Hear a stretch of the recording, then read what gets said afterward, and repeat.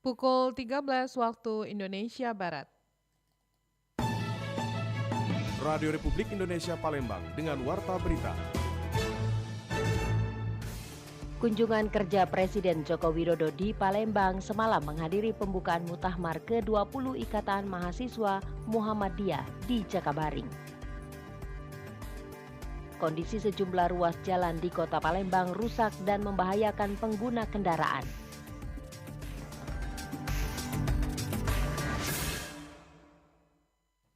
Selamat siang pendengar, Anda mendengarkan Warta Berita Radio Republik Indonesia Palembang. Sejumlah informasi akan kami hadirkan edisi hari ini, Sabtu 2 Maret 2024, yang dihimpun tim redaksi Radio Republik Indonesia Palembang.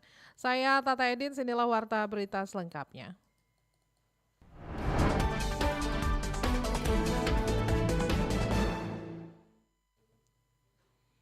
Pendengar, kunjungan kerja Presiden Joko Widodo di Palembang semalam menghadiri pembukaan Muktamar ke-20 Ikatan Mahasiswa Muhammadiyah di Jakabaring. Dalam kesempatan tersebut, Presiden memberikan apresiasi kepada generasi muda dari kalangan kader Ikatan Mahasiswa Muhammadiyah yang telah menyukseskan pemilu 2024. IMM itu adalah organisasi penting. Presiden Republik Indonesia Joko Widodo secara resmi membuka Muktamar ke-20 Ikatan Mahasiswa Muhammadiyah yang berlangsung di Dining Hall Jakabaring Sport City Palembang malam tadi.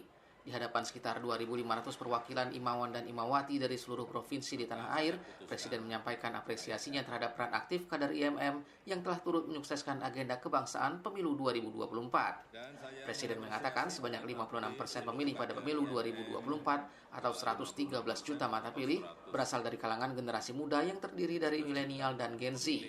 Hal itu menunjukkan betapa besar kontribusi generasi muda bagi kemajuan bangsa.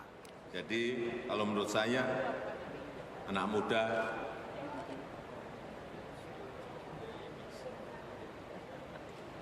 itu tidak apatis terhadap politik, justru generasi muda punya kemauan besar untuk berkontribusi bagi kemajuan bangsa. Sementara itu, Ketua PP Muhammadiyah Haidar Nasir dalam sambutannya memberikan apresiasi kepada Presiden dan seluruh jajaran pemerintahan yang telah menyelenggarakan pemilu secara aman, damai, dan sesuai konstitusi.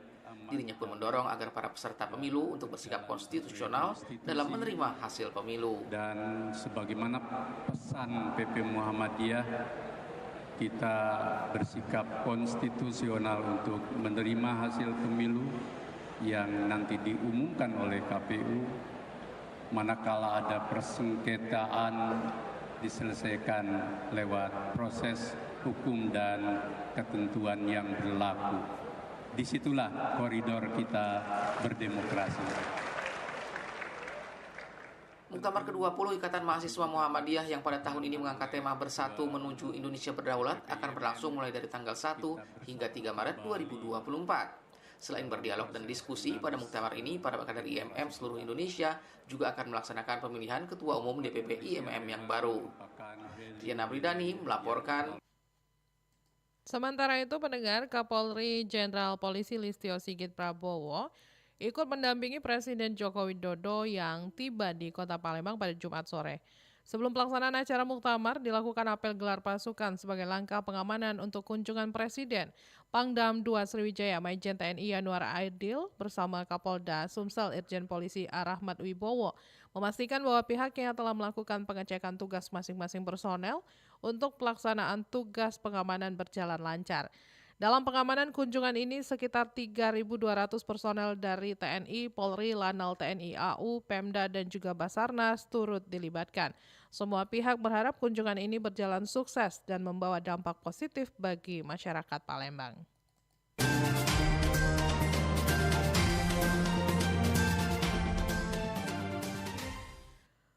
Pendengar, harga beras dan cabai merah mempengaruhi angka inflasi di Sumatera Selatan. Meski demikian, Dinas Perdagangan Sumsel memastikan harga beras berangsur turun diikuti dengan stok beras yang dipastikan aman hingga Lebaran nanti.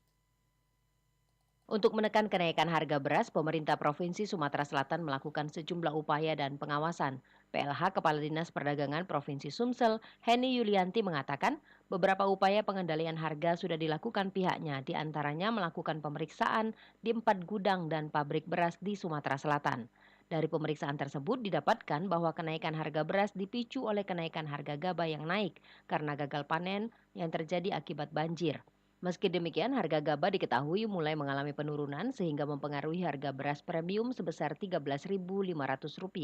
Sekarang sudah mulai menurun harganya, gitu. Ya, sudah distabilkan. Kalau stabil belum sampai di harga stabil, tapi sudah menurun dari harga yang sebelumnya. Dan kita kemarin juga melakukan pengecekan ke retail Indomaret di toko besar kantor pusat Indomaret yang ada di Palembang itu juga sudah, mereka memang bilang dari Januari itu sempat memang tidak ada stok beras premium yang masuk ke mereka karena kelangkaan gitu. Nah, tapi hasil pengecekan kita kemarin itu sudah mulai masuk, sudah mulai ada pengiriman ke kabupaten kota juga. Sementara itu, menurut Kepala BPS Sumsel, Wahyu Yulianto mengatakan Provinsi Sumsel mengalami inflasi bulanan pada Februari 2024 sebesar 0,1%. Meski angka ini mengalami kenaikan, namun angka tersebut masih tetap terjaga. Inflasi itu dipengaruhi kenaikan harga beras dan cabai merah. Merilis terkait inflasi di Sumatera Selatan. Inflasi Sumatera Selatan ini ternyata di bulan Februari hanya inflasi tipis di 0,01 atau dibilang ya tarikannya kuat antara deflasi dan juga tidak ada perubahan harga yang bermakna gitu ya, karena tipis sekali 0,01% dibandingkan dengan angka nasional tadi yang sebesar 0,37% inflasi di bulan Februari. Memang ada isu nasional ya, kita juga hadapi di Sumatera Selatan, di beberapa wilayah pantauan harga beras, harga cabai memang kita amati naik. Sementara itu, secara nasional terdapat 26 provinsi mengalami inflasi akibat kenaikan harga beras dan cabai merah tersebut. Sementara itu 12 provinsi lainnya mengalami deflasi. Namun untuk angka inflasi Sumsel berada di bawah angka inflasi nasional baik secara bulanan maupun tahunan. Inflasi nasional pada bulan Februari berada di angka 0,37%. Pendengar, Kejari Palembang kembali menetapkan tersangka baru korupsi batik. JN merupakan seorang guru PNS dari Pekalongan. Kasus dugaan korupsi pengadaan pakaian batik untuk perangkat desa pada Dinas Pemberdayaan Masyarakat Desa PMD Provinsi Sumatera Selatan tahun 2021 kembali menyeret satu tersangka baru. Dia adalah JN, subkontraktor yang bekerja sama dengan CP Arlet, pihak pelaksana pengadaan. JN ditetapkan sebagai tersangka oleh tim penyidik pidana khusus Kejaksaan Negeri Palembang pada Jumat tanggal 1 Maret 2024. Sebelumnya, penyidik juga telah menetapkan AS, Ketua Persatuan Perangkat Desa Indonesia PPDI Provinsi Sumsel, sebagai tersangka dalam kasus yang sama. Kasubsi Penyidikan Kejari Palembang, Irfan Muiz mengatakan bahwa JN memiliki hubungan dengan AS dalam dugaan praktek tindak pidana korupsi. Menurut Irfan, JN mendapatkan keuntungan sebesar 60 juta rupiah dari pengadaan tersebut dan telah menitipkan uang itu kepada tim penyidik. Irfan menjelaskan bahwa pengadaan pakaian batik untuk perangkat desa itu memiliki nilai kontrak sebesar Rp2.559.783.600. CP Arlet ditunjuk sebagai pihak pelaksana yang harus menyediakan bahan batik sebanyak 31.320 potong. Namun, dalam pelaksanaannya terjadi markup harga dan pembuatan pertanggungjawaban fiktif yang merugikan keuangan negara sebesar Rp883.156.000. Untuk perkembangan selanjutnya, tim penyidik Kejaksaan Negeri Palembang masih mengoptimalkan tindakan penyidikan.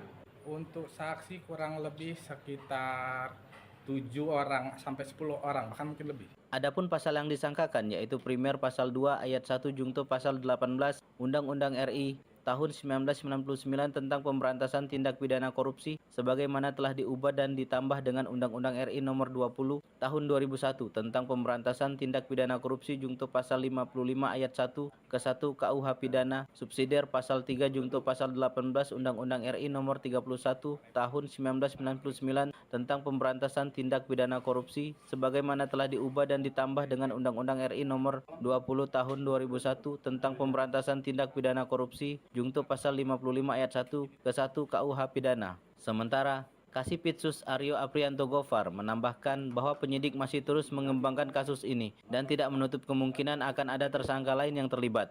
Ia membeberkan bahwa JN merupakan seorang guru PNS yang berdomisili di Pekalongan dan memiliki kerja sampingan sebagai subkontraktor.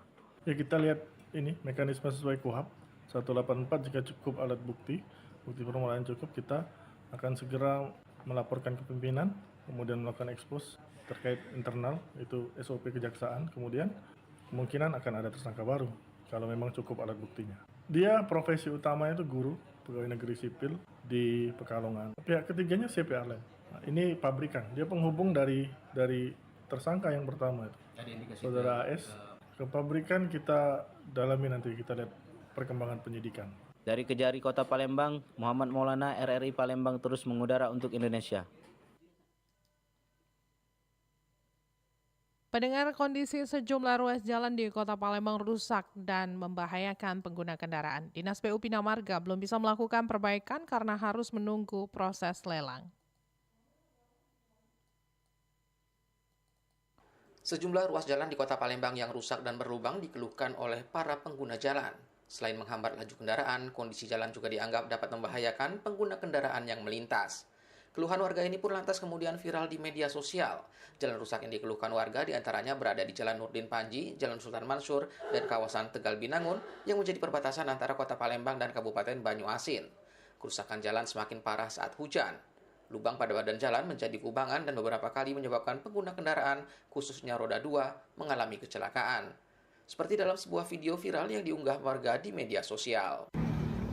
Min, sering nih Min di situ Min, kalau kecelakaan uang di jalan Kebun Sayur nih Min, depan depot Bataku, nah sering nih Min galak kecelakaan situ Min, jalan itu lubang rusak nih Min, banyak uang nyampak Min, dia tahu dulu sama Pak Ratu Dewa itu. Itu kena lubang itu nah. Jadian lagi Min, nah kalau kau udah upload, dia tahu dulu bahaya lah buat kok ini nah. Lah nemen nih ya nih uang kecelakaan Min, tolonglah Min, diinformasikan apa di nih pemerintah ini. Sementara itu, Kepala Bidang Jalan Dinas PU Bina Marga dan Tata Ruang Provinsi Sumatera Selatan Adrifan mengungkapkan kerusakan yang terjadi di Jalan Nurdin Panji lebih disebabkan karena kendaraan overtonase yang melintas. Namun pihaknya mengaku belum bisa berbuat banyak karena proses tender yang masih belum berjalan. Kami sudah menganggari per tahun anggaran untuk menutup lubang. Namun posisinya sekarang kami nunggu pelelangan. Nah, kalau lelang sudah selesai, ya insya Allah seluruh lubang-lubang itu kami tutup lagi kalau dan kalau ada dana yang lagi kami overlay sisanya. Sedang persiapan, belum pantauan kemarin belum. Kalau lancar biasanya sebulan, jadi kemungkinan habis Lebaran. Adrifan tidak menampik bahwa titik kerusakan jalan dapat bertambah seiring kondisi cuaca hujan yang terus terjadi di Kota Palembang. Namun dirinya mengaku hanya bisa pasrah karena perbaikan harus mengikuti mekanisme anggaran. Rian Apridadi melaporkan untuk Pro 3 terus mengudara untuk Indonesia.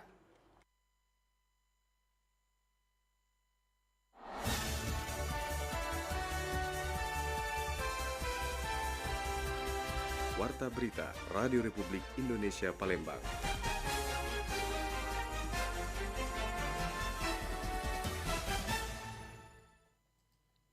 Pendengar, Mahkamah Pelayaran menggelar sidang terbakarnya Tugboat Python. Mahkamah Pelayaran menggelar sidang terbakarnya Tugboat Python penarik batu bara di perairan Sungai Musi yang terjadi pada bulan Juli tahun 2023 lalu. Sidang mengagendakan pemeriksaan 3 terduga yakni nahoda, kepala kamar mesin, dan masinis 2. Namun, ketiganya tidak hadir karena masih dalam perjalanan dari Semarang menuju Palembang. Persidangan tetap dilanjutkan dengan mendengar kesaksian 2 orang dari manajemen operasional kapal.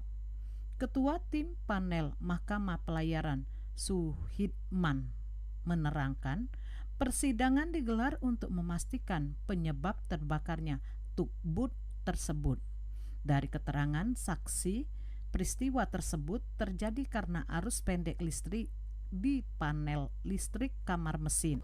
Kita hanya untuk meyakinkan memang benar itu dari panel listrik. panel listrik juga apakah penggunaan alat aparnya sudah betul atau tidak. Karena kalau alat panel listrik itu menggunakan apar yang salah, itu bukannya apinya mati, tapi malah dia besar gitu. Saat itu kita masih ada beberapa informasi yang diberikan, terutama terkait dengan dia punya fire plan yang dimiliki oleh Tampuk Python. Sementara dugaan lainnya karena penggunaan apar di kapal yang tidak sesuai dengan prosedur. Pemeriksaan 3 terduga akan dijadwalkan ulang dalam persidangan selanjutnya. Lamsihar Silitonga melaporkan. Pendengar, curah hujan di wilayah Kabupaten Muara Enim masih cukup tinggi sejak Desember tahun lalu hingga sekarang. Sehingga saat musim penghujan, masyarakat juga harus waspada terhadap penyebaran penyakit demam berdarah denggi. Kepala Dinas Kesehatan Muara Enim, Dr. Eni Zalita mengimbau masyarakat untuk tetap menjaga kebersihan di saat musim penghujan. Air hujan yang tertampung di barang-barang seperti ban bekas dan kaleng bekas makanan dapat menjadi tempat bersarangnya nyamuk Aedes aegypti, pembawa virus DBD. Tidak hanya itu, kolam ikan, selokan, dan juga tempat penampungan air lainnya pun diingatkan agar rutin dibersihkan karena dapat menjadi tempat berkembangnya jentik-jentik Aedes aegypti. Yang perlu kita tingkatkan adalah upaya pencegahan. Upaya pencegahan itu seperti apa? Pembasmian sarang nyamuk. Seperti saya bilang sebelum, pembasmian sarang nyamuk ini artinya masyarakat itu digerakkan untuk membersihkan lingkungannya. Jangan sampai ada tempat-tempat perlindungan nyamuk. Yang paling sering itu kasus-kasus yang tinggi itu biasanya ban, kaleng-kaleng bekas, ember-ember tempat penampungan air yang dibiarkan. Ini kemarin sudah ada surat edaran bupati kita buat, karena kalau kita cuma mengandalkan fogging, kan kadang-kadang masyarakat kita kayaknya fogging itu kayak efek. Dr. Eni Zatila menambahkan untuk di Kabupaten Muara Enim sudah banyak kasus DBD yang ditangani oleh RSUD Rabain mulai dari Desember 2023 hingga sekarang sudah ada 69 kasus DBD yang ditangani. Rata-rata penderita DBD didominasi anak-anak. Anak-anak cukup rentan terserang demam berdarah karena lingkungan bermain mereka yang banyak disarang nyamuk.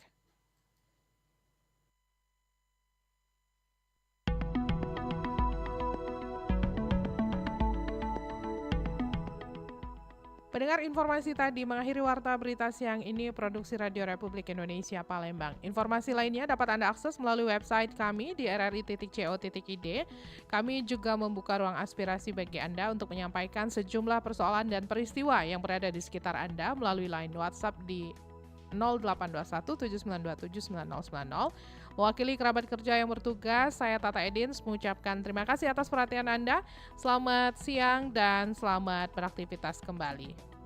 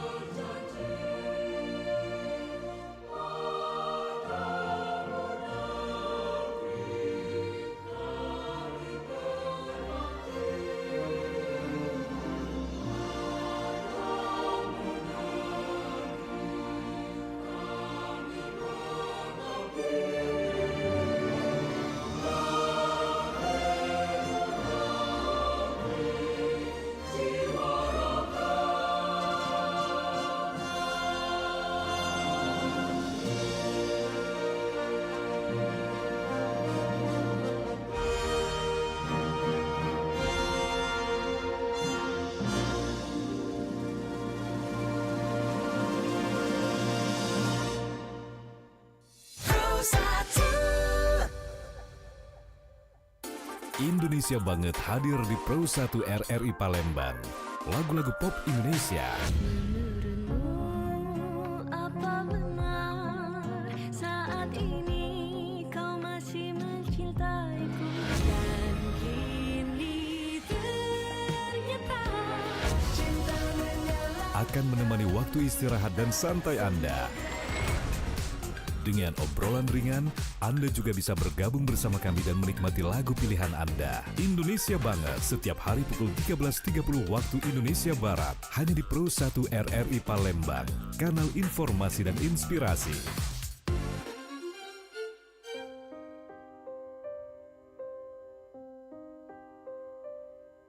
Seusai itu senja jadi sendu, awan